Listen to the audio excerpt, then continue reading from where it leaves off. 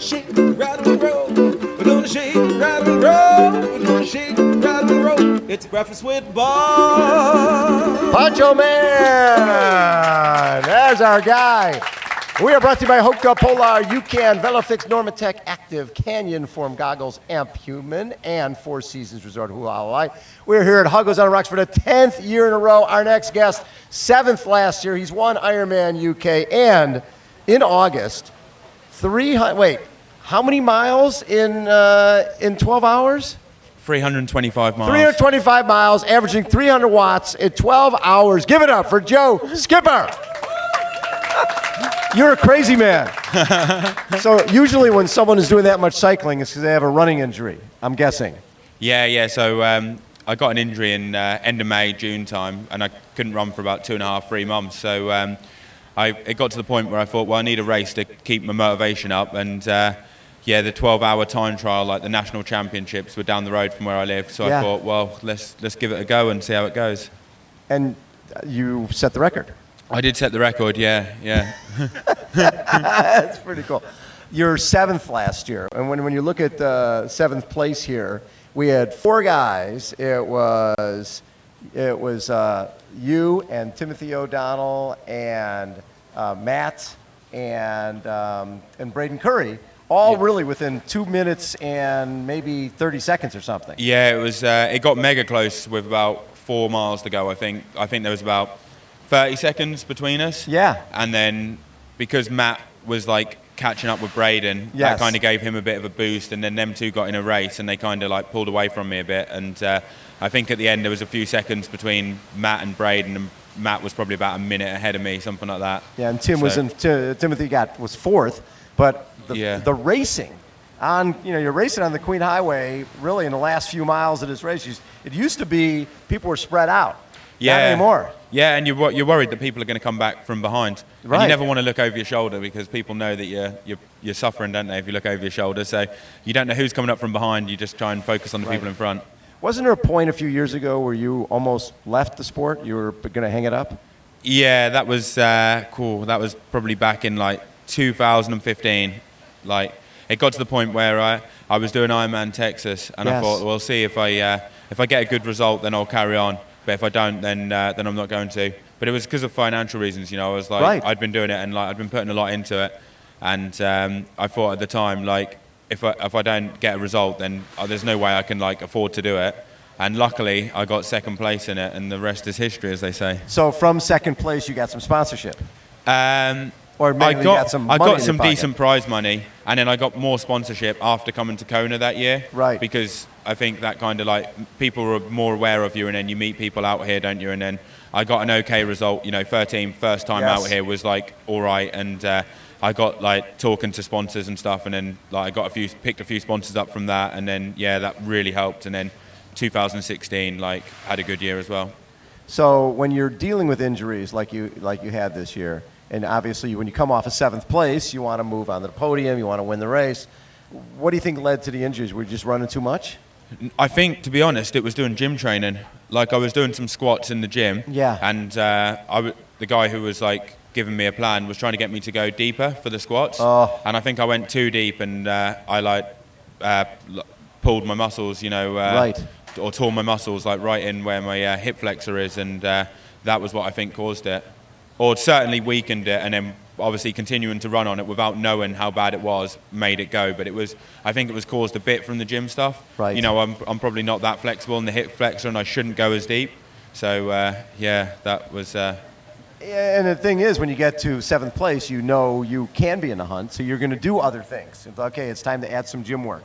It's time to add some some different resistance type exercises. But sometimes that can take you over the edge. Yeah, I think you've just got, with the gym stuff, you can get some big gains. Like, whenever I've done it before, I've gained, I've had a lot of, good improvements from doing it, but you've just got to be so careful. You need a decent, someone really looking over you and, giving you pointers on what to do. Right. Yeah. So, Ironman UK, you won it in 18, 3rd, 2nd, 3rd. That's an event that's very special to you. Yeah, well, it's the biggest race, it's the biggest race in the UK, so everyone, I think, who's a British Ironman pro would like to win that race. Ticket off But yeah, I also used to go to university about 10, 15 miles away from where the race is, so I get a lot of support when All I go your there. buddies are out there. Yeah, it's like really good for that. Like I've got friends who I stay with before the race, so yeah, it's pretty good atmosphere for me out there. What do you look at as the best race you've ever had? The best race I've ever had? Yeah, or maybe the race that meant the most to you. Probably first time in Roth, because I broke the British record there. So, and I'd said that I wanted to do it, like because at the time no British athlete had ever gone under 8 hours. Yes. And it wasn't as common as what it is now. You know, now everyone's going under 8 hours. But at the time, there hadn't been a massive amount of people that had done it. And I'd said for a year out that I wanted to go to Roth, be under 8 hours and break the record. And I went there and I did it. And what'd you go? 7:56. But I finished it with a 2:38 marathon. So I had the pressure was on, you know, I got off the bike and I had to run like 2:42, 2:43. And I thought, you know, I'm not going to do it. Like, so I just thought, well, I need to go at 6 minute mile and for as long as possible and get some time in the bank. Was that in 2016? That was 2016, yeah. Yeah, so you ended up second there as well. Second day, yeah. That was a good day. Not often you can run a sub 240 marathon and get second place. That's usually you run that fast, you win the thing. Yeah. That was when Jan Frodeno got the fastest time. So you know. That's what the hard part is. If he's not there, you're King Kong. Right? Yeah. I'd have been laughing, wouldn't I? That is funny. Now that you have finished seventh here, what is your goal for this weekend? God, I definitely want to go for the podium or top 5, but you know, there's so many other factors, isn't there? Because you can't control anyone else's race. So I know that if I have a similar swim as what I did last year, the form what I'm on the bike and the run, and if it was the same race basically as last year with the form I'm in, then I reckon I'd be on the podium because I was only 4 minutes off last year, and I think I'm 4 minutes better. But you know, you can't control how everyone else races and the factors, can you? But I know that I'm in better form than what I was last year. So if I race smart and race to like what my strengths are, then I should be up there, you know. Sometimes you can look at injuries and go that maybe that was a blessing in disguise because it kept you from racing. Yeah. And now you're peaked towards the end of the season. Yeah. And to be honest, I've had a few running injuries now, and my running's always come back to strength within 6 weeks. So I've gained a lot of confidence, and I think every time you get an injury, you've got to learn something from it, haven't you? You know. You might try other things with your swimming and biking and you see what training works for them, and then when you come back from injury you look at things differently in what you do with your training. And you know, I've had about 3 times now where I've come back from a long layoff of like 2.5, 3 months, and 6 weeks after I've been running as well as what I have when I was at my peak before I got injured. So I've changed a few things with my training you know, when I'm not injured from what I've learned from when I have been injured. You know, I don't run as much as what I normally do, and it seems like it's paid off. You know, I'm running better than what I ever have. And it's interesting because as you're aging, you seem like you're going better. Yeah, well, I think that's the thing with Ironman, isn't it? Like, there's so many things to it that you learn something every race. I mean, I don't know how many Ironmans I've done, probably 30, maybe more. Really? Yeah, done probably. 30? I don't know. Like, it seems like I have, but like, I don't know. I know I've done like 4 or 5 every year, so it must be around that. But I think you learn something with every race you do, and like every time I think, God, I'd do that differently if I was here. You know, next time I'll do this. And also then there's like looking at your training and what you do, and each build up for an Ironman. You know, I do one Ironman. I think, God, I'd train slightly differently if I was doing another one. And you know, every race I'm always learning something that I think will improve me going into the next one. Now this year we've got Alistair Brownlee coming into this race. Have you raced him? No, I don't think I have. So it'll be first time I've ever raced him. So you have to take him down. Definitely, yeah. Like you got to. Then we all put our pants on one leg at a time, don't we? Exactly.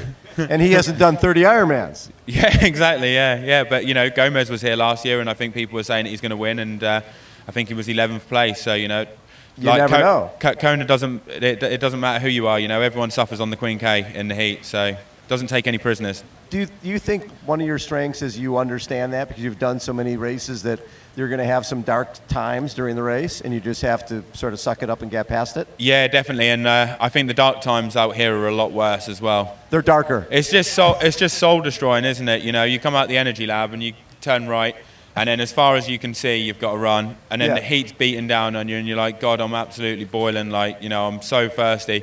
And yeah, you've just got you can't even see the finish, can you? You know. And the guys are behind you. I know they're flying. Yeah, exactly. Like I remember going into the energy lab last year. Someone was giving me time splits, and they were like, James Canam was like chasing me down, and it got to the point where they were like, he's a minute behind you, He's 40 seconds behind you. He's 20 seconds. And then like, the guy was like, he's going to catch you in a minute. Brace yourself for it. And I thought, oh, God, like, he's going to come. And I was in about 9th or 10th place, and I was weighing it up in my head. I was like, damn, if he catches me, I need to overtake one more person to get in the top 10. And I was like looking at him thinking, hopefully they'll blow up because I don't want to get 11th place. And then eventually he didn't actually catch me, and we had the turnaround, and I saw it was about 40 seconds. But then I saw about 4 people who looked really good coming towards me, and I was like, God, I could lose 2 positions here, so I better hope that 2 people in front of me look bad. I was like, well, he looks pretty bad, so I think that's one person who I'm going to catch, and that person looks a bit ropey, so I could trade it off, you know. I could take 2, and like if I lose 2, and yeah, that was how I was weighing it up in my head. So you really have to look at the other guys. Yeah, I was looking at him, and I was like, he looks a bit ropey. I feel a bit ropey, but that guy looks really good, and he's chasing me. He's probably going to catch me in a minute. But he didn't. Well, it's got to be the worst when you're coming out of the energy lab because everybody running downhill looks great. They do, exactly. That's probably what made it look worse. And that's probably why I thought. But then I probably thought the other guys looked a bit ropey because I could see them running out. And I was like, yeah, they don't look like they're coming down and they're running up and you're going, oh, they look bad. Yeah. Yeah, that's what it was like, yeah. I love it. How about a round of applause for Mr. Joe Skipper? Always a fun interview. Thank you, Joe. Always a pleasure. Thanks, mate.